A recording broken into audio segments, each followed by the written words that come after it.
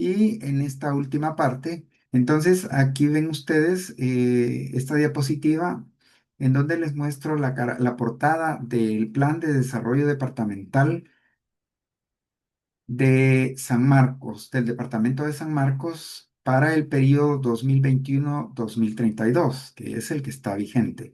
Ahí les comparto el objetivo general: contar con un instrumento de planificación departamental que recoge la situación social, económica, ambiental e institucional del departamento, que articula las políticas públicas y orienta a las distintas iniciativas de inversión basadas en las problemáticas y potencialidades para que la población mejore sus capacidades ciudadanas de actuar sobre el territorio donde vive y para agenciarse de una mejor calidad de vida, así como responsabilizarse en los diferentes niveles de su entorno inmediato, comunitario y municipal. Los objetivos específicos, que aquí los pueden leer.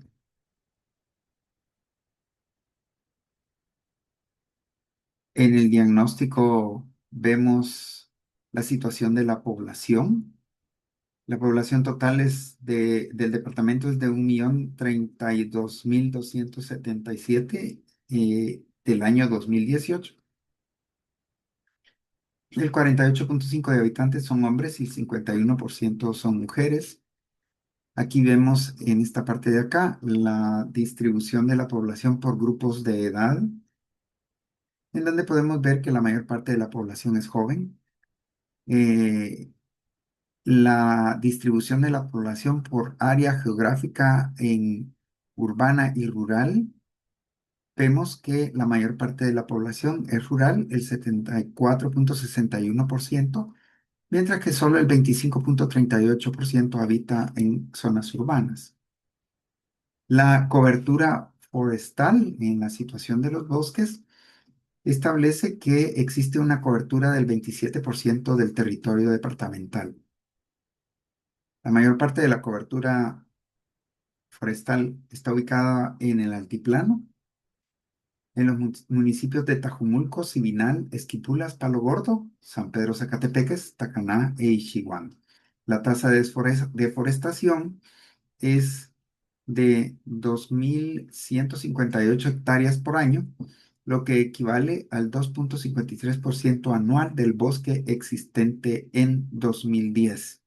O sea, es una deforestación bastante acelerada. Y aquí vemos la cobertura, cómo ha cambiado. En relación con los bosques, las áreas protegidas eh, eh, están dedicadas a parques regionales y municipales.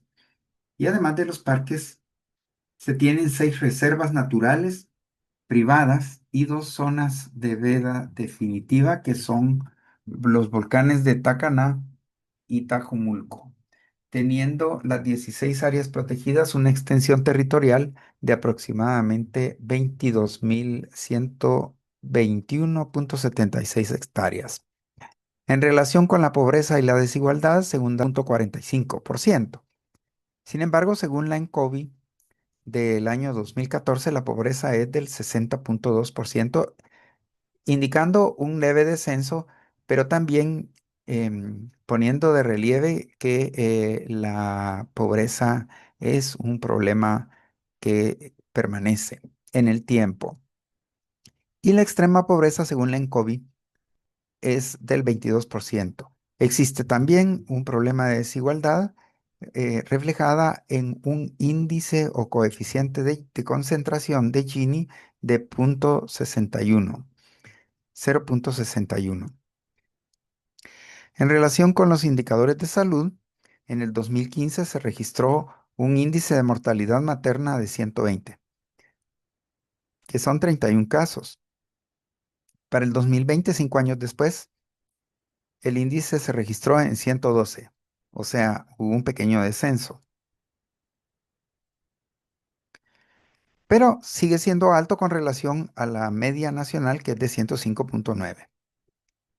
Según datos actualizados al 2022, la razón de mortalidad materna se registró en 76, lo cual apunta a un pequeño descenso de este indicador, pero como les repito, pone de manifiesto que el problema existe. Aquí vemos las gráficas en donde podemos observar la caída que se observa en la razón de mortalidad infantil y que últimamente se ha incrementado del 2020 al 2021. Y con relación a la mortalidad materna, lo que habíamos dicho, primero un repunte y posteriormente una reducción. Los indicadores de salud, continuando con los indicadores de salud, esta gráfica nos muestra la causa y número de casos de morbilidad en el departamento de San Marcos. Eso son las enfermedades que más incidencia tienen en el departamento.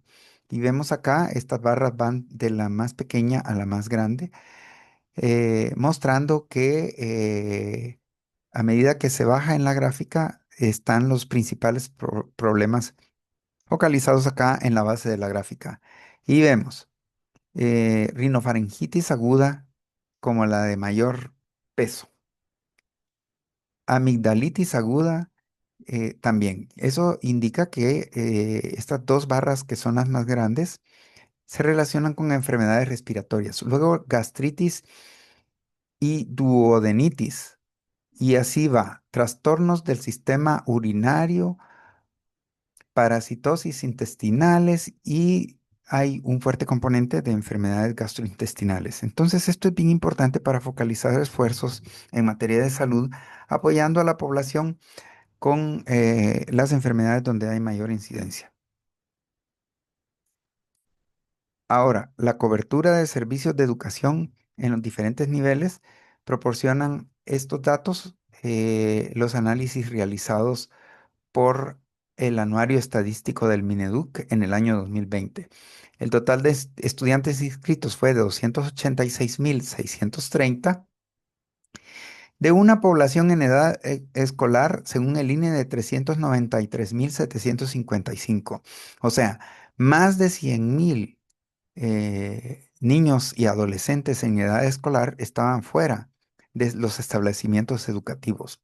Había un total de 4.015 establecimientos y 10,41 docentes por estudiante de preprimaria, docentes por estudiante de primaria 20,83 y la tasa de promoción primaria del 98,98 es alta porque en la educación primaria hay mayor nivel de cobertura que en los otros niveles educativos. Según datos del Anuario Estadístico del Mineduc, en el año 2020 en el departamento 6 de cada 10 niños en edad escolar se encuentran estudiando actualmente, lo cual muestra un panorama general que indica que aún no se cubren todos los niveles educativos a nivel nacional. La cobertura de servicios de educación en sus diferentes niveles refleja que la mayor cobertura se da en el nivel de primaria. Aquí estamos comparando la tasa bruta de cobertura en color azul con la tasa neta de cobertura y vemos que la cobertura es bastante alta en el nivel primario, casi el 100%, ¿verdad? Si hablamos de la cobertura neta, está el 91,29%.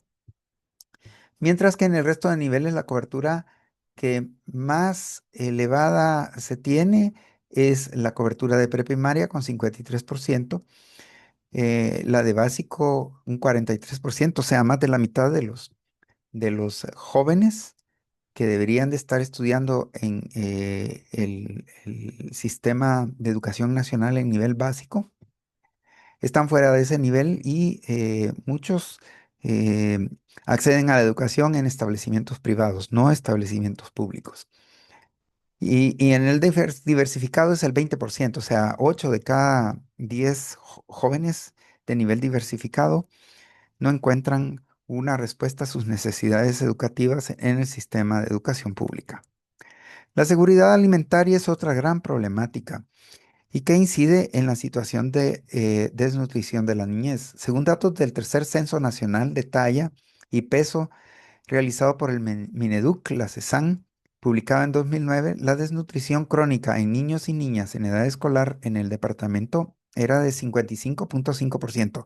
O sea, eh, eh, casi 6 niños estaban padeciendo de desnutrición crónica, lo cual es sumamente alto. Y en el cuarto censo nacional, porque este fue el tercero, el cuarto censo en el cual participa también el INE, que se realizó en 2015, la desnutrición crónica en niños en edad escolar fue de 44.8, o sea, 45%. En realidad es exageradamente alto. Y como yo les decía, los problemas de desnutrición infantil inciden en el subdesarrollo, o sea, en la reducción de la capacidad de desarrollo de habilidades, tanto en los aspectos físicos, en donde la primera manifestación es una reducción de la talla con relación a un niño que se alimenta adecuadamente, pero también, y más preocupante, deficiencias en su capacidad o limitaciones en su capacidad de aprendizaje, o sea, el subdesarrollo intelectual de ese niño en sus etapas futuras. Ahora, abreviando tremendamente el contenido del plan, ven ustedes aquí el resumen de las principales problemáticas en el departamento. Familias en condiciones de pobreza y pobreza extrema, migración nacional multicausal y migrantes de paso, prevalencia de mortalidad materna, prevalencia de mortalidad infantil, incompleta cobertura y calidad de agua apta para el consumo humano y saneamiento básico, incompleta cobertura educativa en los niveles preprimario, básico y diversificado, contaminación ambiental por desechos sólidos y líquidos, prevalencia de los índices de desnutrición aguda y crónica en niñas y niños, aumento en la inseguridad para las personas y sus bienes, crecimiento y ocupación desordenada del territorio, escasas fuentes de empleo formal para personas en edad productiva. Pero también aquí hay un resumen de las principales problemáticas, potencialidades en el departamento. Potencialidades, aquí puse problemáticas, pero es potencialidades. O sea, estos aspectos se pueden ver como oportunidades para desarrollar, para promover desarrollo económico en el departamento. La creación de zonas francas para la industria y comercialización, ampliar la infraestructura fronteriza para circulación regulada de personas y bienes, exportación de productos diversificados, fortalecer las agrocadenas de pequeños productores para agroindustria, generación de energía renovable, desarrollo del turismo natural y cultural, certificación de la mano de obra calificada y no calificada para mejores oportunidades de empleo, organización instalada para la gestión y canalización de proyectos de desarrollo. Y aquí vemos los resultados departamentales basados en problemáticas orientados a las prioridades nacionales de desarrollo. Es decir, aquí podemos ver cómo se pueden fácilmente monitorear los avances que se tengan encaminados al cumplimiento de las prioridades nacionales de desarrollo. Y les he copiado solo esta parte referida a a la reducción de la pobreza y protección social. Es lo primero que aparece en esta matriz cuando ustedes leen el Plan Nacional, el Plan Departamental de Desarrollo de San Marcos. Veamos aquí, la prioridad nacional es reducción de la pobreza y protección social. La problemática consiste en familias en condiciones de pobreza y pobreza extrema. El indicador línea base del indicador es porcentaje de pobreza general. La línea base es que en 2014 era de 60.20, porcentaje de pobreza extrema en 2014 22%. O sea, así es la situación inicial. Ahora veamos resultado departamental a 2025 y a 2030-2032.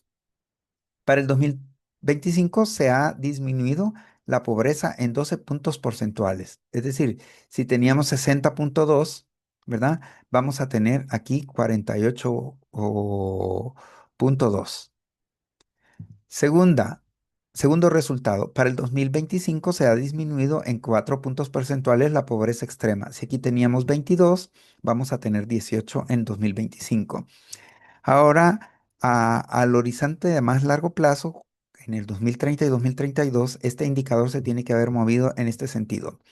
Para 2032 se ha disminuido la pobreza en 20 puntos. Es decir, si teníamos aquí 60,2, vamos a tener 40,2.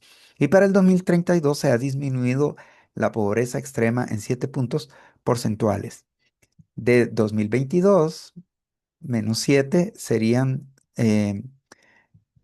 15%, ¿verdad? Del 22% al 15%. Bien, no les leo esto porque ustedes tienen la oportunidad de leer el plan de desarrollo de manera completa para que ustedes tengan una idea más clara de cómo en el departamento de San Marcos se está ah, llevando a cabo las acciones para la, para el cumplimiento de los objetivos de desarrollo sostenible y su versión a nivel nacional, que es las prioridades nacionales de desarrollo. Entonces, les he leído solo un extracto del Plan de Desarrollo Departamental de San Marcos, pero aquí, al pie de esta diapositiva, yo les he dejado el link para que ustedes puedan tener acceso al documento. Esto les lleva a la página de SG y aquí está la planificación del desarrollo por departamento. Nos vamos a San Marcos,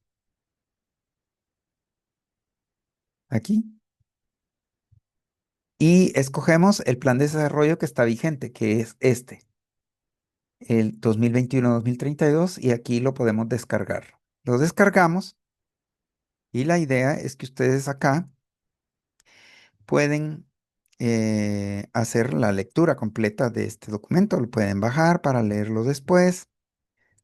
Pueden, si se interesan, pueden ir leyendo las partes más que más les llamen la atención. De entrada, los objetivos, es pregunta de examen, ¿verdad? Los objetivos del plan. Pero para todo maestro en gerencia de proyectos de desarrollo, es una tarea obligada conocer a fondo el plan.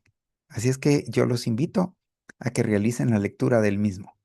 Vamos a cerrar de nuevo esta página y nos vamos a trasladar al último tema de de la unidad número 5 y que es parte de la clase asincrónica que se está desarrollando por medio de este video, de estos videos. Y el último tema tiene que ver con el Acuerdo París sobre el cambio climático. Aquí en las imágenes vemos cómo el planeta se está afectando de diversas formas debido a el problema del calentamiento global, que como yo les decía, es producto de la emisión de gases contaminantes, gases que producen el efecto invernadero. El efecto invernadero es precisamente el calentamiento del planeta. ¿Por qué? Están incidiendo en calentamiento global y lo primero que pasa es que los glaciares y las altas concentraciones de hielo en los polos principalmente comienzan a derretirse. ¿Por qué? Porque el clima está más cálido. Y entonces eso genera inundaciones. El calor también incide en la formación de fenómenos tropicales como tormentas, como depresiones, como huracanes. Y esos huracanes son cada vez más intensos, más violentos y de mayor duración. Lo mismo ocurre con la estación seca. La estación seca ahora es más seca y está provocando la desertificación de regiones completas del planeta. Aquí vemos, por ejemplo, en esta imagen, ven cómo la falta de agua ha hecho que un lago se esté secando. ¿Verdad? Donde aquí había agua que es vital para el uso humano y también para las especies marinas que viven acá, pues están ahora. se están extinguiendo las especies y se está escaseando el agua para el consumo humano. Aquí vemos cómo se emite estos gases que provocan el efecto invernadero por medio del uso de combustibles fósiles, petróleo y sus derivados, las gasolinas, la combustión de la madera. Estas emisiones llegan a la atmósfera y generan el calentamiento global. El deshielo está terminando con el hábitat de muchas especies. Por ejemplo, aquí vemos el oso polar, ¿verdad? Que antes caminaba sobre áreas extensas de hielo, ahora eso se ha roto y entonces eh, eso dificulta más su sobrevivencia porque el trasladarse sobre el hielo, sobre las masas de hielo le permitía eh, acercarse a sus fuentes de alimento. Ellos se alimentan de focas y de otros animales que están situados en estas áreas de hielo, pero al derretirse el hielo, entonces ya no llegan hasta estos lugares la fuente de alimento de estos osos polares que están en peligro de extinción. Y aquí les decía, los huracanes, ¿verdad? Cada vez causando mayores daños a la población. Entonces, aquí al pie de esta diapositiva, yo les he compartido el link para que ustedes puedan leer en relación con el Acuerdo de París sobre el cambio climático. Y aquí yo les comparto lo más importante, pero ustedes van a leerlo con más detalle entrando a ese link. Vean, ¿qué es el Acuerdo de París? El Acuerdo de París es un tratado internacional sobre el cambio climático jurídicamente vinculante. Eso quiere decir que las decisiones que toman ahí los representantes de los diversos países firmantes del acuerdo debe tener cumplimiento a nivel de los países. Fue adoptado por 196 partes en el COP 21 en París el 12 de diciembre de 2015 y entró en vigor el 4 de noviembre de 2016.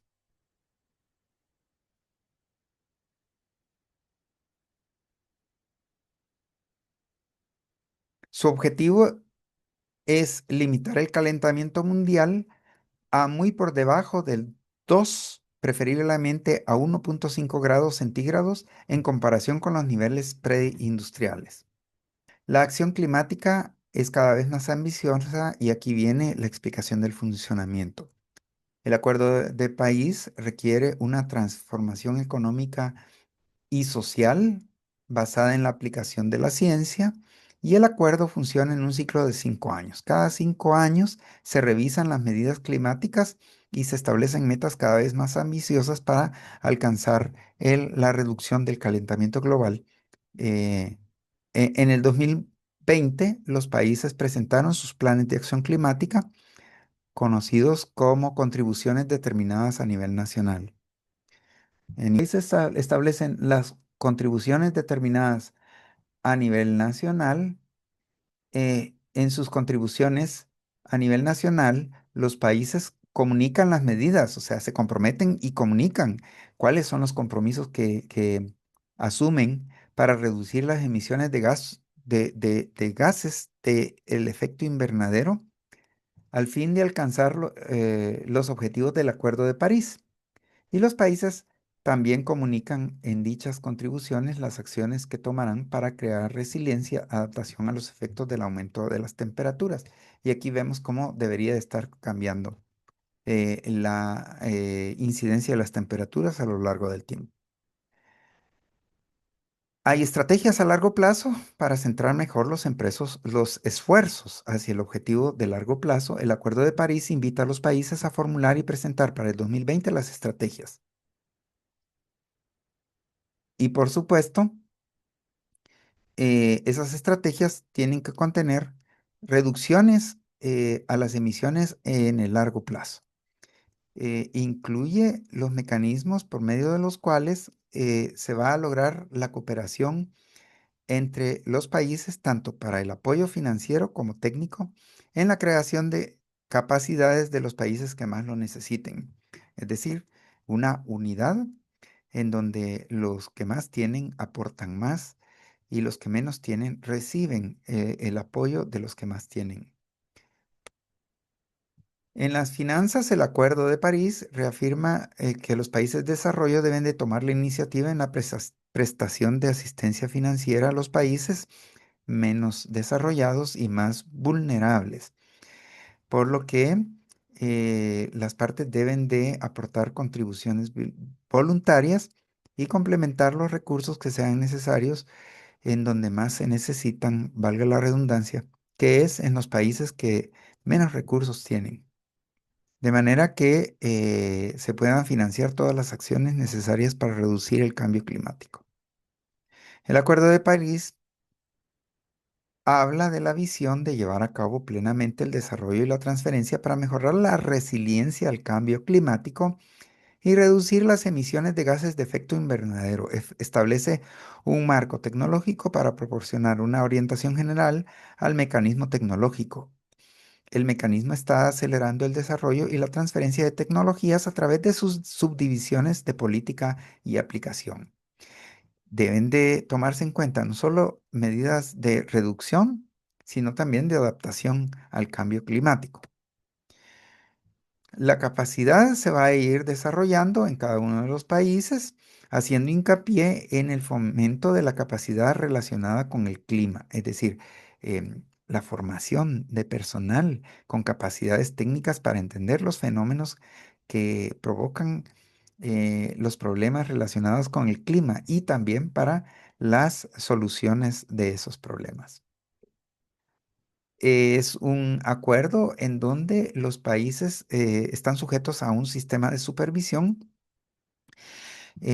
para que los avances que se logren en la implementación de las acciones se lleven a cabo de manera transparente y que se alcancen metas relevantes, o sea, que en el tiempo se vayan observando los cambios hacia la situación deseable que, que se pretende alcanzar con este acuerdo.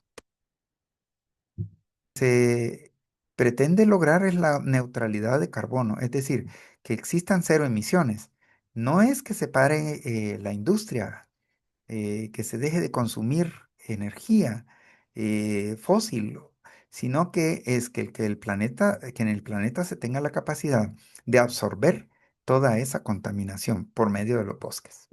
Esa es la idea, el llegar a una situación de cero emisiones. ¿Por qué? Porque todo el carbón que se genera en el planeta, todas esas emisiones, son capturadas por los bosques. Para el 2030 la solución es cero emisiones. Esa es una de las metas, ¿verdad? Recomiendo que vayan al documento que está aquí por medio de este link. Lo voy a abrir